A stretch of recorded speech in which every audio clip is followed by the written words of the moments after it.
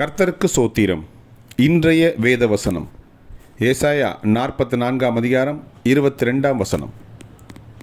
உன் மீறுதல்களை மேகத்தைப் போலவும் உன் பாவங்களை கார் மேகத்தைப் போலவும் அகற்றிவிட்டேன். என்னிடத்தில் திரும்பு, உன்னை நான் மீட்டுக்கொண்டேன். ஆமேன்.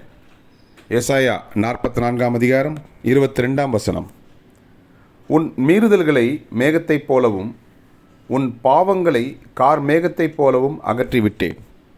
என்னிடத்தில் திரும்பு, உன்னை நான் மீட்டுக்கொண்டேன். ஆமேன்.